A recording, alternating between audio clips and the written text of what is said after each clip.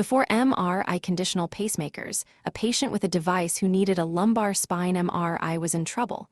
We tell them they couldn't have the scan. That MRI couldn't happen. Full stop. Sarah Okonkwo, Hartline Medical, Chicago Metro. For decades, implanted cardiac devices were considered an absolute contraindication to MRI. The magnetic field could induce current in the leads. It could cause heating at the lead tip. It could interfere with sensing and pacing. It could damage the device circuitry. For pacemaker-dependent patients, that interference could be fatal. Then came MRI conditional labeling. FDA required manufacturers to engineer devices and leads that could withstand MRI conditions, specific field strengths, specific sequences, specific scan durations, and prove it through rigorous testing. The labeling specifies exactly what conditions are acceptable. The Sintra DR pacemaker is MRI conditional at 1.5 Tesla and 3 Tesla. The specific conditions: whole body SAR not exceeding 2 watts per kilogram. No gradient switching in the chest zone. The device programmed to MRI mode before the scan, which disables rate-responsive pacing and adjusts sensing. Lead impedance confirmed within normal range before proceeding. That label changes everything for the patient's care. An oncology patient with a pacemaker can get an MRI. A neurology patient with an ICD can have a brain MRI. The list of diagnoses we can make and conditions we can monitor opens up. The clinical specialist's job: ensure the device clinic and the MRI team both understand the conditions. Both. One team programming the device, one team performing the scan, both knowing exactly what's required. Agentforce MRI conditional status flags every Hartline device in the territory. MRI conditional labeling, engineering and regulatory requirements. MRI conditional is a specific FD, a labeling designation for implantable medical devices that have been demonstrated, through standardized testing, to be safe to use in MRI environments under specified conditions. The conditions are defined by the manufacturer and must be met for the labeling to apply. Field strength: 1.5 Tesla only, or both 1.5 Tesla and 3 Tesla. Gradient slew rate limits, specific absorption rate limits, SAR, the rate at which the body absorbs radio frequency energy, measured in watts per kilogram, exclusion of certain scan sequences, and device programming requirements before the scan. MRI conditional is distinct from MRI safe, no known hazards in any MRI environment, essentially unused for active implants. And MRI unsafe, a contraindication to MRI. Engineering an MRI conditional cardiac device requires specific circuit designs that limit current induction in the leads during radio frequency energy absorption, materials that minimize magnetization effects, and firmware that can disable potentially problematic device behaviors during MRI exposure. Testing follows a STM international standards and is submitted to FDA as part of the device's PM or PM, a supplement. The clinical need driving MRI conditional development. The impetus for MRI conditional device development was the clinical burden imposed by the historical contraindication. Patients with cardiac implants, an increasingly large population as device indications have expanded, were denied access to MRI when diagnostic questions arose in cardiology, oncology, neurology, orthopedics, and other specialties. Denial of MRI access either left diagnostic questions unanswered, worsening clinical outcomes, or required alternative imaging, CT with radiation, fewer diagnostic images, contrast agent risks, as a second-best substitute. MRI conditional labeling restored MRI access to this large patient population while providing a precisely defined safety framework for doing so. The clinical specialist who understands the patient access argument, not just the technical specifications, can communicate MRI conditional value to both EP physicians, who implant the device, and referring physicians, who order the MRI scan and benefit from restored diagnostic access. The system requirement: device, leads, and programmer working together. MRI conditional labeling applies to the complete implanted system, not the device alone. The Sintra DR pacemaker may carry MRI conditional labeling, but the labeling applies only when the Sintra DR is implanted with specifically designated MRI conditional leads, and the complete system is confirmed to be within the conditions specified in the labeling. A patient with a Sintra DR connected to an older non-MRI conditional lead from a prior implant or a lead replacement that predated MRI conditional labeling does not have an MRI conditional system, even though the generator is MRI conditional. Clinical specialists must be able to confirm the complete system's MRI conditional status, device model, lead model for each chamber, any adapters or abandoned leads, before the device clinic or MRI team proceeds with a conditional scan. This system-level verification is a non-trivial task at accounts with older device populations where patients may have had multiple generator changes with varying lead histories. Pre-scan and post-scan programming, the specialist's procedural role. The clinical conditions for MRI conditional scanning require that certain device parameters be adjusted before the MRI to reduce the risk of device-MRI interaction during the scan. The Sintra pacemaker must be programmed to MRI mode, a specific parameter configuration that disables rate-responsive pacing, adjusts sensing sensitivity, and disables certain detection algorithms during the scan. Post-scan, the device must be reprogrammed to the patient's chronic programming settings. Pre-scan programming is performed at the device clinic before the patient goes to the MRI suite. Post-scan reprogramming occurs immediately after the patient returns from MRI. In some facilities, the CRM clinical specialist performs pre-scan and post-scan programming in coordination with the device clinic. In others, trained device clinic staff perform the programming independently. Ensuring that the MRI team and device clinic team have a coordinated protocol, who programs the device, when, and how to confirm correct programming before and after the scan, is a clinical education priority for the specialist at MRI conditional active accounts. MRI conditional as a commercial differentiator. For EP physicians selecting between competing CRM platforms, MRI conditional capability, specifically the field strength coverage and the ease of the MRI protocol, is a meaningful differentiator. A device that provides 3 Tesla conditional scanning opens access to the most powerful and increasingly prevalent MRI field strength, which is particularly important in academic medical centers that have prioritized 3 Tesla for neurological and oncological imaging. Ease of the MRI protocol, whether MRI mode programming is a single programmable step or a complex multi-parameter adjustment, whether post-scan reprogramming is automated or manual, affects the device clinic's operational burden and influences the willingness of MRI teams to accommodate device patients.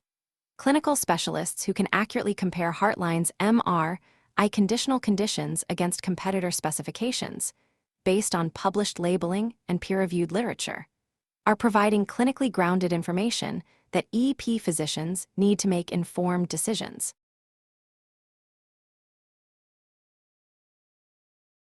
Every Hartline device patient comes back to the device clinic. Routinely, for years, the device clinic is not just where follow-up happens, it's where the next commercial decision happens. Sarah Okonkwo, Hartline Medical, Chicago Metro. The Northwestern Device Clinic runs 3 sessions per week. Tuesday morning, Thursday afternoon, Friday morning. On a Thursday clinic, there are 14 patients scheduled, 5 pacemakers, 4 ICDs, 3 CRTDs, 2 ILRS. Each interrogation follows the same sequence. Battery status first, remaining longevity, current consumption, charge time, then lead performance, impedance, threshold, sensing, then stored data review, therapy episodes, arrhythmia burden, heart failure diagnostics if it's a CRTD. The device clinic nurse documents findings.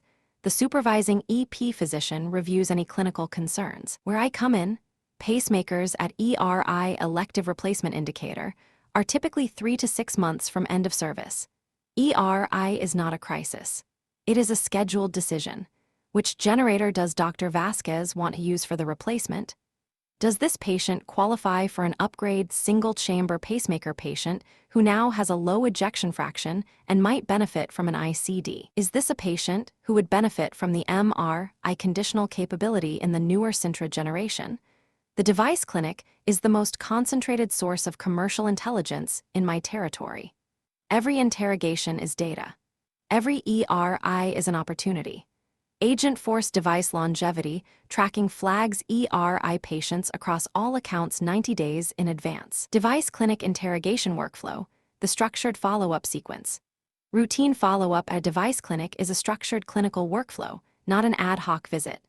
The interrogation sequence for implanted cardiac devices follows a standard protocol: battery status, current battery voltage, projected longevity in years and months remaining, and charge time to full energy for ICD devices, lead performance, pacing threshold, lead impedance, and sensing amplitude, stored data review, therapy episodes, detected arrhythmia burden, heart failure diagnostic trends for CRTD patients, and current programming review confirmation that programmed parameters remain appropriate for the patient's clinical status. The clinical specialist who attends deviceclinic visits, not for every patient, but strategically for complex patients and ERI patients, demonstrates sustained clinical partnership and maintains awareness of the commercial pipeline. Elective replacement indicator, the generator replacement trigger. ERI is a device-reported status indicating that the battery has reached the end of its projected service life, and elective generator replacement should be scheduled within a defined window, typically 3 to 6 months. ERI is distinct from end of life, which represents imminent battery depletion and requires urgent intervention. ERI is a planned, elective surgical procedure, a generator change with lead retention, scheduled and executed as a non-emergent case in the EP lab. The clinical significance of ERI tracking is twofold. Patient safety, ensuring replacement is scheduled before end of life, which could result in pacing inhibition in pacemaker-dependent patients. And commercial generator replacement is the primary source of repeat revenue in the device business. A pacemaker battery lasting 7 to 12 years means each device patient generates a generator replacement cycle every decade. A predictable, plannable commercial event. Agentforce's 90-day advance flag for ERI patients allows the clinical specialist and territory manager to initiate the device selection conversation before the ERI is identified at a routine clinic visit, avoiding a last-minute decision under time pressure. Generator replacement as upgrade opportunity. Generator replacement is not a like-for-like transaction. At the time of generator replacement, the EP physician makes a fresh implantation decision: which device platform to use for the next implant cycle, whether the patient's clinical status has changed in ways that warrant a device upgrade, and which features in the current device generation offer clinical benefit over the prior generator. A patient implanted 8 years ago with a single-chamber pacemaker, who has since developed reduced LVEF, may qualify for upgrade to a CRTD, a significantly more complex and higher revenue device, at the time of generator replacement. A patient implanted with a prior generation device that lacked MRI conditional capability may benefit from upgrading to a current generation Sintra with 3 Tesla MRI conditional labeling. The clinical specialist who tracks patient clinical status between interrogations, using remote monitoring data and device clinic findings, can identify upgrade candidates before the replacement is scheduled and facilitate the EP physician conversation about appropriate therapy escalation. Deviceclinic as commercial intelligence hub. The deviceclinic is the most information-dense commercial environment in the CRM clinical specialist territory. Every patient scheduled represents a known device, known manufacturer, known model, known implant date, known battery longevity. The deviceclinic schedule provides the clinical specialist with precise intelligence, which Hartline patients are approaching ERI replacement opportunity, which patients on competitor devices are approaching ERI competitive displacement opportunity, which patients have clinical status changes that might support device upgrades, and which new patients implanted at other facilities are presenting to this clinic for ongoing management. A clinical specialist who is present at or at minimum reviewed for device clinic sessions has visibility into the full implanted device population at the account, the foundation of territory commercial planning. This intelligence cannot be obtained from remote monitoring data alone. The device clinic schedule reveals competitor devices that are not on HeartLink and would otherwise be invisible to the Hartline specialist. Remote monitoring data review at clinic visits. Device clinic interrogation increasingly integrates remote monitoring data with in-clinic interrogation findings. patient who transmits nightly through Hartlink arrives at clinic with 90 days of stored remote data already reviewed. The clinic visit confirms findings and addresses any trends identified through remote monitoring. For CRTD patients, the integration of remote heart failure diagnostics with clinic interrogation data enables the device clinic to assess heart failure stability between visits and identify patients who may need medical management adjustment before the next scheduled clinic. The clinical specialist, who understands how to read integrated remote monitoring and clinic interrogation data, and how to present that data to the device clinic team, adds analytical value that distinguishes Hartline's clinical support from competitors who offer the device without the clinical partnership.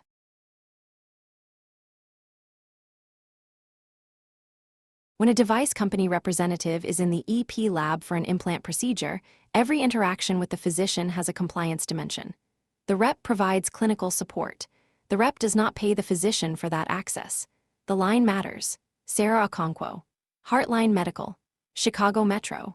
AdvaMed, the Advanced Medical Technology Association, has a code of ethics that governs how medical device companies interact with healthcare professionals. The principles parallel the PHRMA code in pharma. Fair market value for legitimate services, no payments tied to purchasing decisions, no arrangements that could be construed as fee-splitting. What's legitimate? Paying a physician to be a consultant for an advisory board at a fair market value rate for their genuine expertise.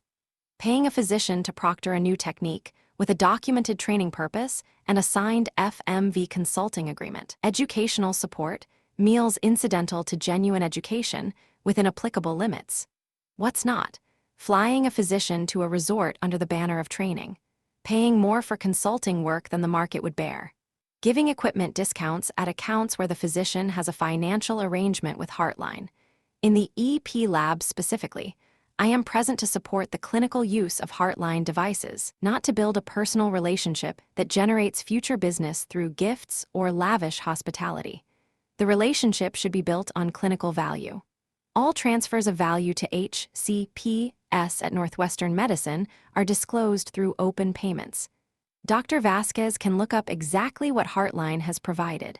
So can the hospital compliance office. Agentforce HCP engagement, tracking logs all interactions and transfers of value for open payments reconciliation. AdvaMed Code of Ethics, the device industry's self-regulatory framework.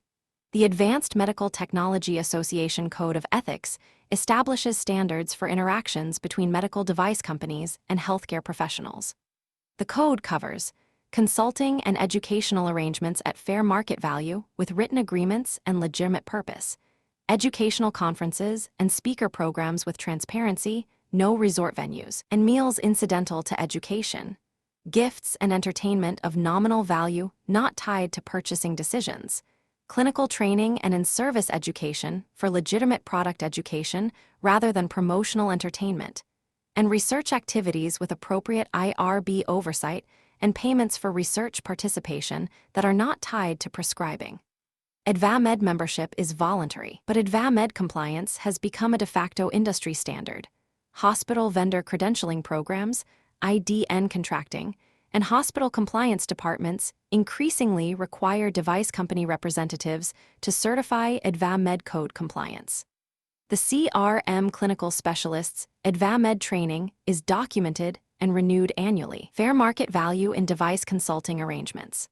The central compliance concept in AdvaMed's framework for physician consulting is fair market value, compensation for consulting services that reflects what the market would bear for the services rendered, without regard to the volume or value of business generated by the consulting physician. FMV for EP physician consulting is determined by the physician's specialty, geographic market, and the specific service being compensated. An advisory board participation rate for an EP physician in a major metropolitan market differs from a speaking honorarium for a general cardiologist in a smaller market. Hartline's legal and compliance team determines FMV rates using third-party compensation surveys and approves all consulting agreements before engagement. Paying above FMV, even for legitimate services, is a red flag that regulators such as the Department of Justice and OIG may characterize as a disguised payment for business referrals, triggering anti-kickback statute exposure. The EP lab presence, clinical support versus relationship building. The CRM clinical specialist's presence in the EP lab during procedures is clinically justified. Real-time device programming, implant support, troubleshooting intraoperative issues, confirming lead performance. This presence is the basis of the clinical relationship with the EP physician. The compliance boundary. The specialist's presence in the lab is appropriate because it serves a genuine clinical function, not because it is a vehicle for building commercial relationships through access, entertainment, or inappropriate hospitality. Specifically, the clinical specialist should not provide food or meals in exchange for procedural access, should not provide equipment samples, gifts, or promotional items that exceed nominal value, and should not provide personal favors, tickets, or entertainment to physicians or staff. The clinical specialist who builds the EP-physician relationship exclusively on clinical value, device expertise, reliable case support, responsive problem-solving, operates on solid compliance ground, open payments and Sunshine Act reporting for device companies. The Physician Payment Sunshine Act, implemented under the Affordable Care Act and administered by CMS, requires medical device manufacturers to report all transfers of value to physicians and teaching hospitals above de minimis thresholds.